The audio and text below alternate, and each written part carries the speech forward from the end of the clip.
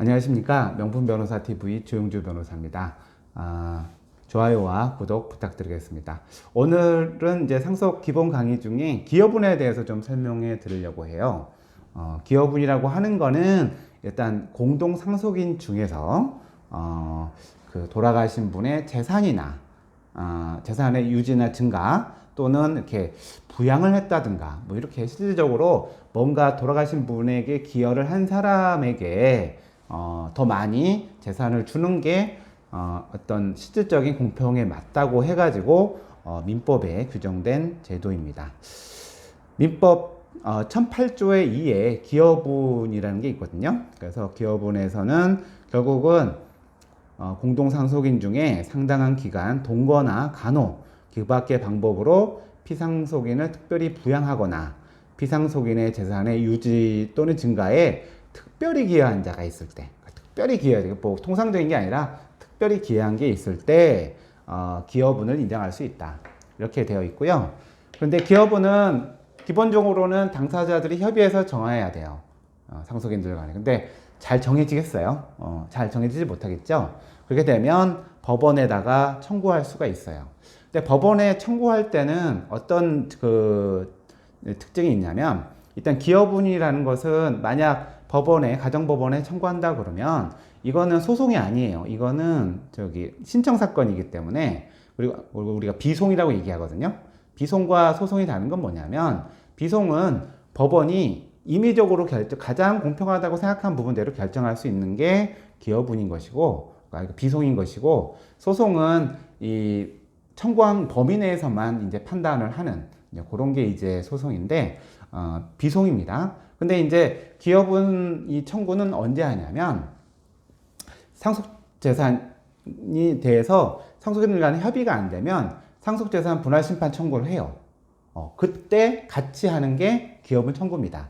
또 하나가 있긴 한데, 그거는 예를 들어서 돌아가셨는데 사후적으로 그 인지 청구하는 경우가 있거든요. 그러니까 숨은 자식이 튀어나오는 거죠. 자식이 튀어나와서 저도 이 사람이 자식입니다 라고 하는 경우가 있어요. 인지 청구가. 그러면 그 사람이 나중에 상속인 그 사람 자식인 게 인정이 되면 상속분이 있잖아요. 이제 그렇게 하는 경우에 이 부수해서 기여분 청구를 할 수가 있습니다. 그러니까 쉽게 얘기하면 기여분 청구만 따로 할 수 있는 건 아니에요. 기여분 청구의 전제는 상속재산 분할 심판 청구가 먼저 있어야 되고, 그에 따라서 기여분 청구를 이제 하게 되는데요.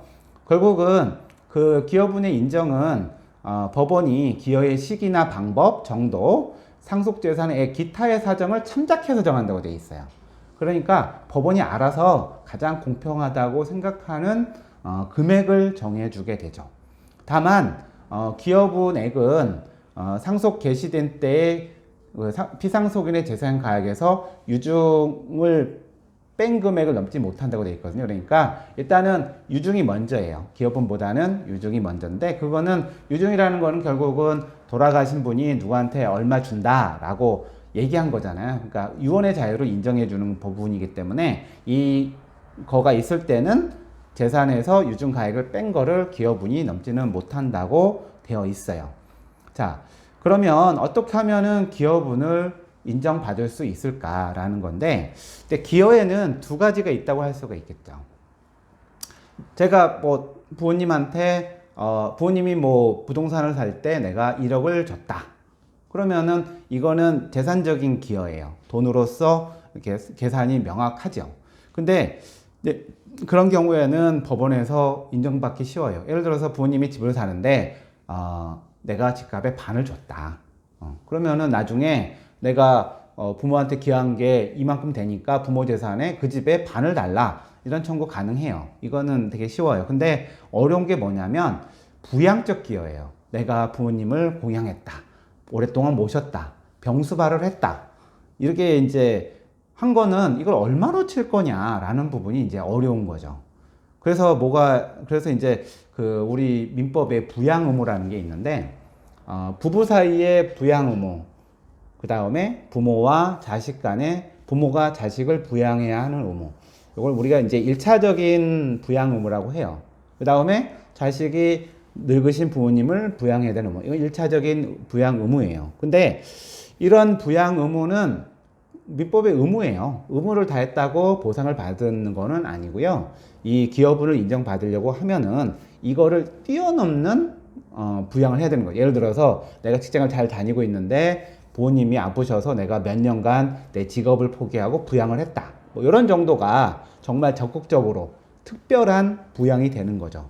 그러니까 이런 경우에는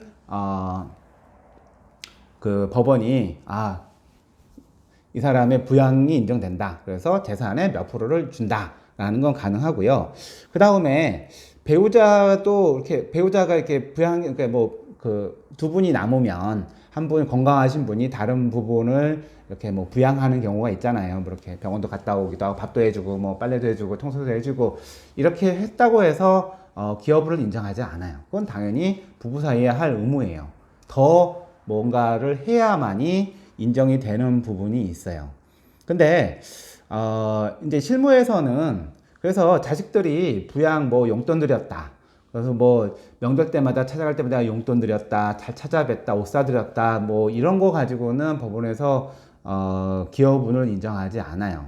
다만 특별한 경우가 뭐냐면 배우자예요. 배우자가 오랫동안 같이 살았고 그 다음에 재산을 형성하는 데 있어서 배우자가 뭐 월급 어디서 돈을 벌진 않았지만 살림을 하고 이랬던 부분에 대해서는 기여분을 인정할 수가 있어요. 그래서 그렇게 인정할 수가 있는데 또 대부분 그렇게 하는 경우에는 또 배우자 명의로 재산을 해놓는 경우가 있죠. 그러니까 사실은 이 기여분을 할 때는 단순하게 뭐 뭘 했다고 해서 기여를 했다라고 바로 인정하는 것이 아니라 이 제도의 목적이 결국은 상속인들 간의 공평한 배분, 재산 배분을 위한 게 목적이기 때문에 여러 가지 것들을 감안을 해서 이 사람이 좀 못 받은 것 같다. 그러면은 이 사람의 기여분을 좀 인정해 주자. 뭐 이런 측면에서 법원이 기여분을 인정하고 있어요.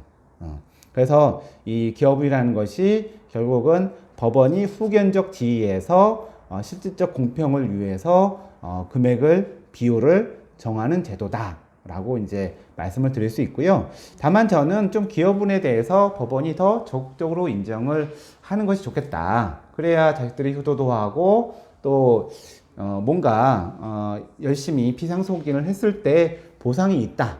법원에서 인정을 받는다라고 한다면 저는 좋은 효과가 있다고 생각을 합니다. 그래서 기여분에 대해서 좀 적극적인 활용이 좀 있어야 되는 거 아닌가 라는 생각을 하고 있거든요. 자, 오늘은 기여분 제도에 대한 설명을 드렸습니다. 다음에 또 만나 뵙겠습니다. 감사합니다.